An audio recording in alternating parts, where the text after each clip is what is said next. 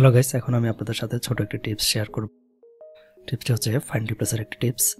তো আমাদের কাছে একটি নিউজ আছে, যে নিউজে অনেকগুলো নাম আছে। এখন আমি যদি নাম দেখি, নামগুলি বেশ লম্বা। তো এগুলোকে যদি আমি নিউজ আকারে দিতে চাই, সেক্ষেত্রে কিন্তু আমাকে অনেক লম্বা আকারে নিউজটা দিতে হবে। তো এগুলোকে আমি প্যারাগ্রাফ আকারে করব এবং কমা দিয়ে এগুলোকে আলাদা করে ফেলব। তো এখন যদি আমি এখানে এইভাবে ব্যাক স্পেস দিয়ে তারপর কমা দিয়ে সেপারেট করি, তাহলে সবগুলো নাম করতে গেলে কি পরিমাণ সময় লাগে আপনারা বুঝতে পারছেন। তো সেই জন্য আমি যে কাজটি করব, আমি আমার ব্যাকে চলে আসলাম। আমি প্রথমে এখান থেকে তার আগে আমি কন্ট্রোল অল্টার আই প্রেস করে আমি হিডেন ক্যারেক্টার ওপেন করলাম। আমরা দেখতে পাচ্ছি এখানে আমাদের প্যারাগ্রাফ মার্ক, অর্থাৎ প্রতিটি নাম আমাদের প্যারাগ্রাফ আকারে হয়েছে। তো এটাকে আমরা রিমুভ করে কমা দিয়ে আমরা প্যারাগ্রাফে নিয়ে আসব।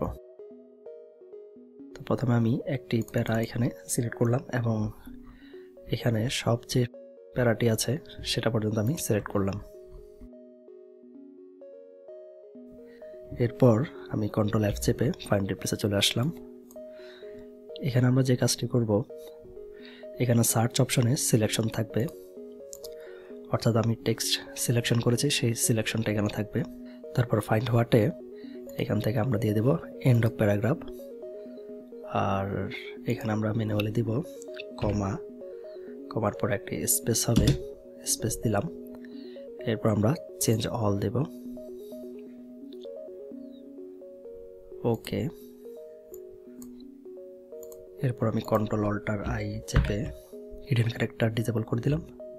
এখন দেখুন প্রতিটি নাম কমা দিয়ে আলাদা আলাদা হয়ে গেছে।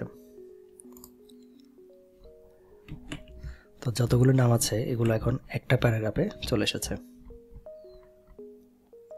তো বুঝতে পারছেন কতটা সহজে আমরা এই টিপসটি অ্যাপ্লাই করলাম। তো ভিডিওটি যদি ভালো লেগে থাকে তাহলে লাইক এবং শেয়ার করবেন, এবং কোনো প্রশ্ন থাকলে কমেন্ট বক্সে প্রশ্ন করুন। ধন্যবাদ।